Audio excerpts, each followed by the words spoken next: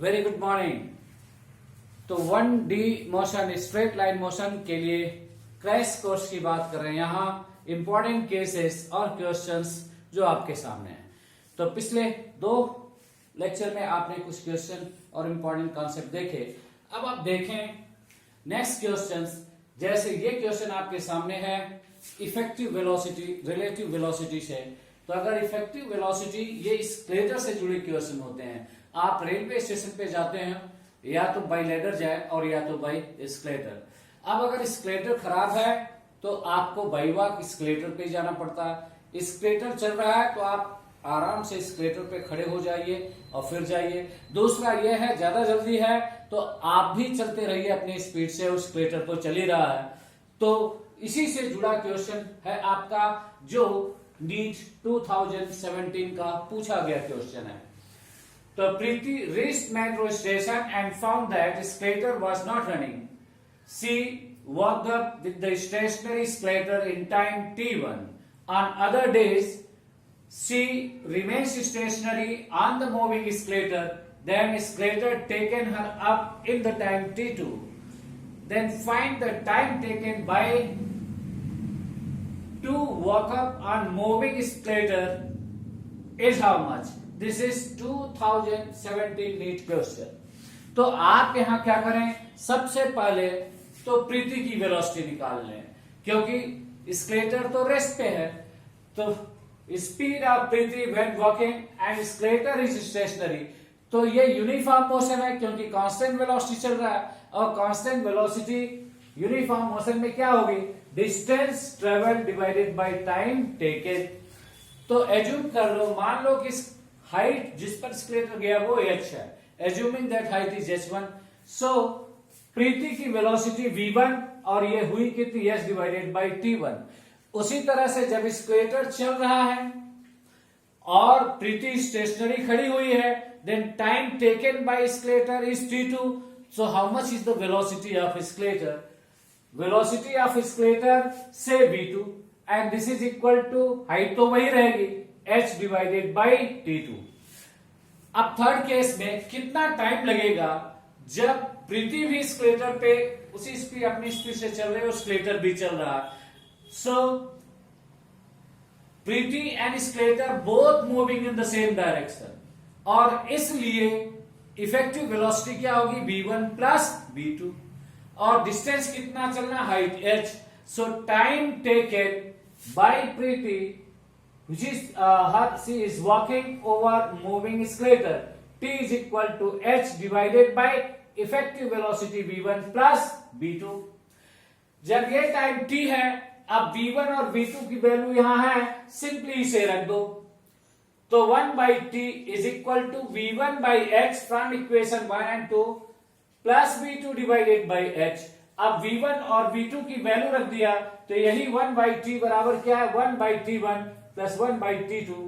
so t is equal to t1 into t2 divided by t1 plus t2। यही correct option है। अब ये तो स्केलेटर से जुड़ा क्वेश्चन है। सेम में उसी तरह से रिवर और बोट या रिवर या स्विमर से जुड़े क्वेश्चन है। अगर रिवर एक डायरेक्शन में फ्लो कर रही है और उधर जाने का टाइम t1 है, फिर वापस आने का टाइम t2 है, तो टाइम कितना होगा, अगर स्टेशनरी वाटर है उतना ही जाने का और वापस आने का सेम केस सेम तरीके से करेंगे। तो ये 2 हैं जो इफेक्टिव वेलोसिटी से जुड़े क्वेश्चन। अब अगर बोट रिवर फ्लो के डायरेक्शन में जा रही है तो velocity effective will be v1 plus v2। लेकिन जब वापस आ रहा है तो बोट अपोजिट डायरेक्शन में है, रिवर अपोजिट डायरेक्शन में है, तो इफेक्टिव वेलोसिटी होगी v1 माइनस v2। अब अगर आप 2012 से 2016 के बाद देखेंगे तो ऑलमोस्ट सभी क्वेश्चन, थर्ड केस जो आपने देखा नॉन यूनिफॉर्म एक्सिलरेटेड मोशन, जहां एक्सिलरेशन कांस्टेंट ना हो, तो उसके एग्जांपल आपके सामने, जैसे ये 2016 का नीट 2016 का पूछा गया क्वेश्चन है। If the velocity of the particle is v is equal to at plus bt square, where a and b are constant, then distance traveled by it between 1 second and 2 second is, तो velocity दी गई है और 1 second और 2 second के बीच distance निकालना है, यानी ये non uniform accelerated motion, because velocity proportional to t to the power 1 नहीं है, टी टू द पावर 2 है। ये इशारा कर रहा है कि ये नॉन यूनिफॉर्म एक्सीलरेटेड मोशन है और हमारी मदद केवल कैलकुलस कर सकता है। तो आप जानते हो ये दी गई वेलोसिटी है v is equal to at plus bt square. So velocity को क्या लिख सकते हैं डिफरेंशियल फॉर्म में, dx बाई dt। क्या लिख सकते हैं, dx बाई dt बराबर होगा at प्लस bt स्क्वायर। और यहां से डिस्टेंस चाहिए तो आप लिख सकते हो dx बराबर at plus bt square dt। अब ये dx और dt इस बार की ओर इशारा कर रहे हैं कि इंटीग्रेट बोथ द साइड, दोनों तरफ इंटीग्रेशन करो। तो taking integration both the side, dx को इंटीग्रेट किया, लिमिट रखा x1 टू x2 और यही डिस्प्लेसमेंट होगा, यही डिस्टेंस वाली स्ट्रेट लाइन होगा, बराबर टाइम दिया है 1 से 2 सेकेंड, 1 to 2 सेकेंड, तो लिमिट हो गया 1 to 2 second at plus bt का होल स्क्वायर। जब आपने a और b कांस्टेंट है बाहर ले लिया, t को इंटीग्रेट किया तो t स्क्वायर बाई 2 और t स्क्वायर को इंटीग्रेट किया तो t क्यूब बाई 3। अब लिमिट रख दिया, लोअर लिमिट 1 है, अपर लिमिट 2 है और सिंप्लीफाई किया तो distance travel is equal to 3a by 2 plus 7b by 3। That means option b is correct. This is the distance travelled by particle between time 1 to 2 second. क्या ये बात समझ में आई? अब अगर जहां भी छेद होती है तो सब्सक्राइब करें और कमेंट बॉक्स में अपनी प्रॉब्लम जरूर मेंशन करें, क्योंकि टाइम केवल 50 to 60 डेज का है और इसी में आपको बिल्कुल तैयार होना है। आप सेम देखें, 2013 में भी आपको कैलकुलस बेस्ड क्वेश्चन ही है, 2014 में भी कैलकुलस बेस्ड क्वेश्चन ही है, प्रैक्टिस करें। और ये 2000 नीट AIPM की 2012 का क्वेश्चन देखें कि motion of a particle along a straight line is described by expression x is equal to 8 plus 20 minus t cube, where x in meter and time t in second. Then retardation of the particle when its velocity becomes 0. तो जब velocity 0 है तो retardation कितना होगा? ये displacement का equation है, 4 option दिए गए हैं और इसमें retardation 12 metre per second square है, डी ऑप्शन करेक्ट है। तो let's see how.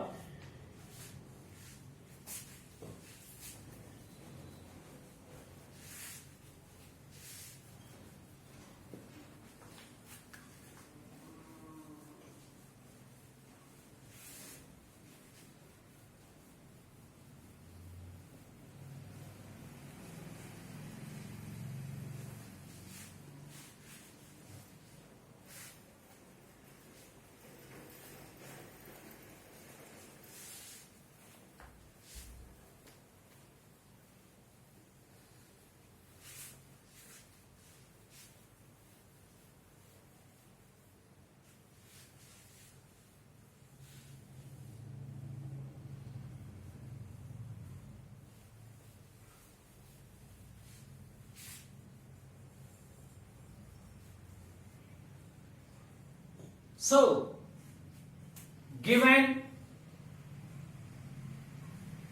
displacement of particle x is equal to 8 plus 12t minus t cube, ये पार्टिकल का डिस्प्लेसमेंट है। तो पहले आपको ये निकालना है कि किस टाइम पर वेलोसिटी 0 हो रही है, यानी हमें सबसे पहले क्या चाहिए, वेलोसिटी का एक्सप्रेशन। तो आप जानते हो velocity is equal to dx by dt, यानी डिस्प्लेसमेंट को टाइम के रिस्पेक्ट में डिफरेंशिएट कर दें तो ये क्या देगा, इंस्टेंटेनियस वेलोसिटी। तो instantaneous velocity dx by dt यानी d by dt of 8 plus 12t minus t cube which is equal to 8 का कांस्टेंट है तो डिफरेंशिएशन 0 प्लस 12 t का डिफरेंशिएशन 12 और माइनस 3t स्क्वायर। अब आपको चाहिए टाइम व्हेन वेलोसिटी इज 0, तो इस वेलोसिटी को 0 रख दो। That means 3t square is equal to 12। That means 3 4 जा, hence t is equal to 2 second. 2 second पर वेलोसिटी 0 हो रही है, और जिस समय वेलोसिटी 0 हो रही है उसी समय आपको बताना है कि रिटार्डेशन कितना है। तो सेम एक्सीलरेशन या retardation is equal to dv by dt, which is equal to d by dt of 12 minus 3t square। अब अगर इसे डिफरेंशिएट कर दिया तो 12 कांस्टेंट है, डिफरेंशिएशन 0, और ये हो जाएगा 6t माइनस साइन के साथ। अब जो इशारा कर रहा है कि ये पॉजिटिव एक्सीलरेशन नहीं है, ये स्पीड को कम कर रहा है, मीन्स रिटार्डेशन है। तो time t is equal to 2 second, hence a is equal to minus 6 into 2 is equal to minus 12 metre per second square. Hence fourth option is correct. तो ये कैलकुलस बेस्ड क्वेश्चन है, और ये trend analysis यही आपको इशारा करता है कि किधर फोकस करना है, कहां किस कॉन्सेप्ट से मैक्सिमम क्वेश्चन है, उस पे ध्यान रखना।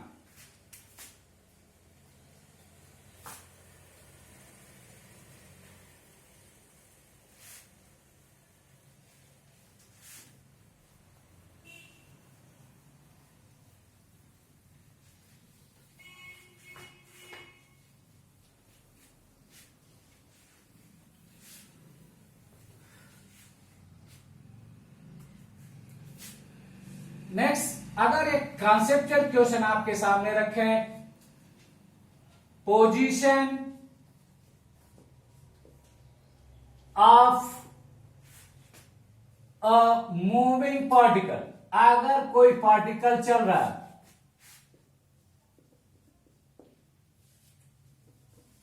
x is proportional to t to the power 3, यानी किसी पार्टिकल का पोजीशन टाइम टेकन t हो तो उसके क्यूब पावर के प्रोपोर्शनल है।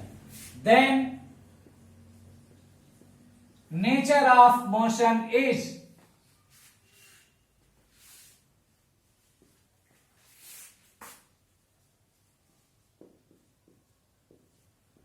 पहला ऑप्शन यूनिफॉर्म मोशन। तो आप जानते हैं दूसरा option uniform accelerated motion. Third option non uniform accelerated motion.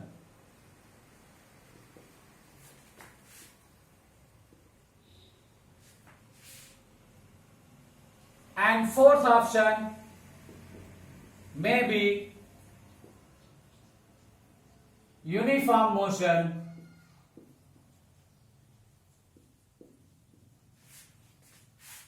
or uniform accelerated motion।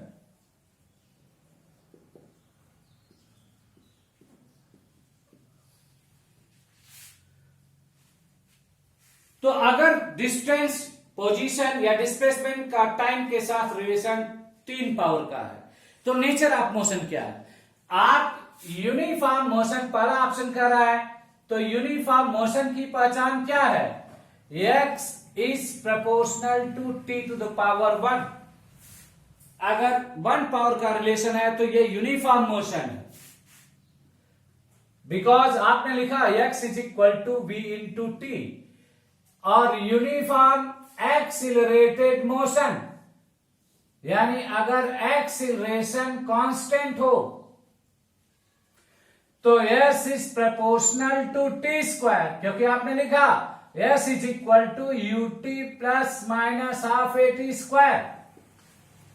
ये सान है, पहचान है, यानी अगर पोजीशन टाइम के स्क्वायर के प्रोपोर्शनल है तो गारंटी है कि एक्सीलरेशन क्या है, कांस्टेंट है। ना ये हो सकता है ना ये हो सकता है। अब इन दोनों के अलावा अगर पोजीशन और टाइम के बीच कोई और पावर का रिलेशन है तो मोशन न ही यूनिफॉर्म होगा और न ही यूनिफॉर्म एक्सीलरेटेड मोशन होगा। इसका मतलब ये नॉन यूनिफॉर्म एक्सीलरेटेड मोशन है और ऑप्शन 3 करेक्ट है। क्या ये बात समझ में आई? नेक्स्ट क्वेश्चन, अगर आपसे कहा जाए ये ग्राफ है, एक्स एक्सिस पर टाइम है और वाई एक्सिस पर एक्सीलरेशन है और ग्राफ कुछ इस तरह से है। This is time t is equal to 0, here time t is equal to 10 second and से at this point acceleration is 10 metre per second square. तो क्वेश्चन आपका ये है, in given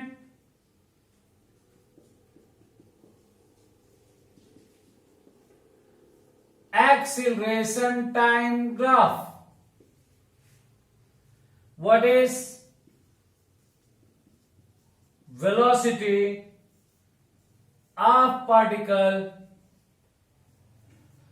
at t is equal to 10 second if initial velocity was 20 metre per second. अगर time t0 पर velocity 20 metre per second है तो आप ये बताएं 10 सेकेंड के बाद वेलोसिटी क्या होगी।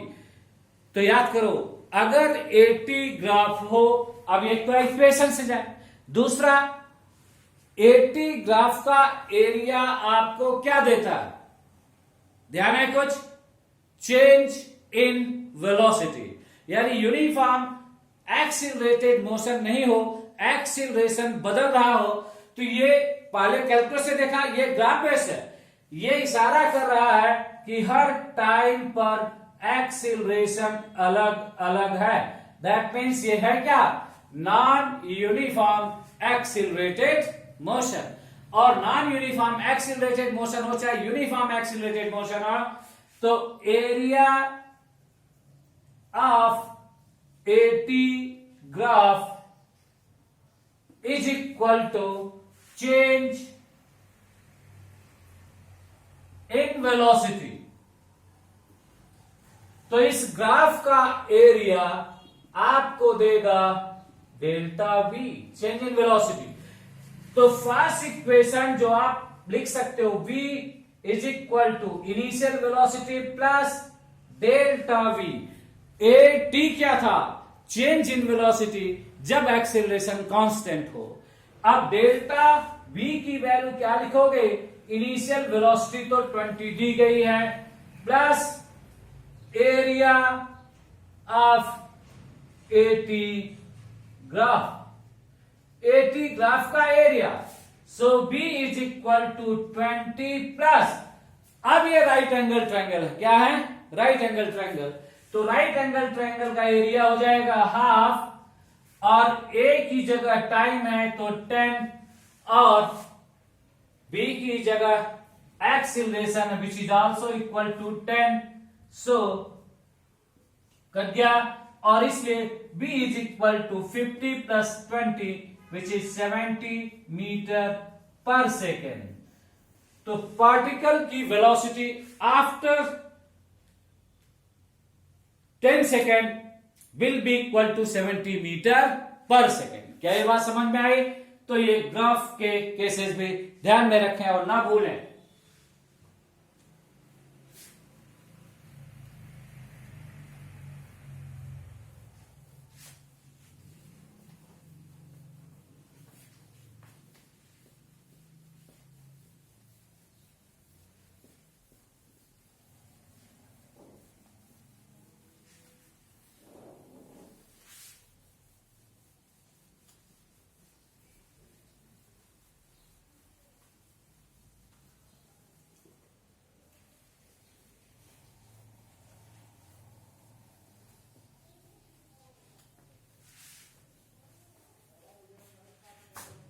नेक्स्ट क्वेश्चन देखें।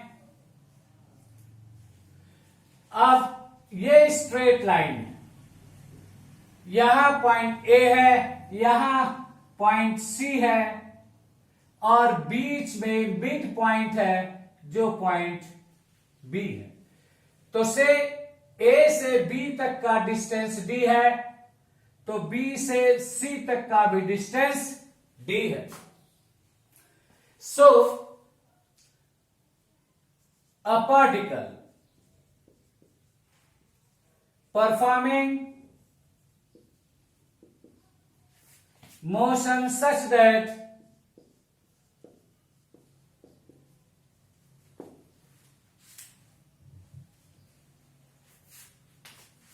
its velocity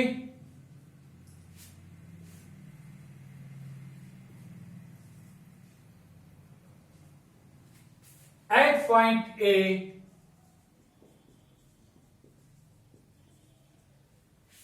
is VA meter per second, and at point B VB meter per second, then what will be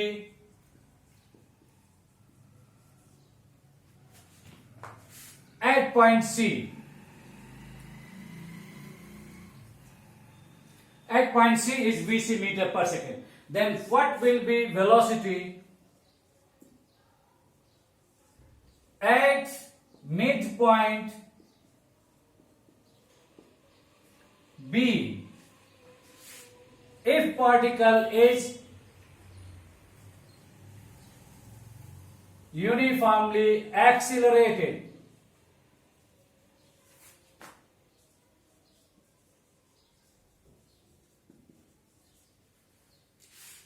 Per option V A square plus V C square. दूसरा option V C square minus V A square divided by 2.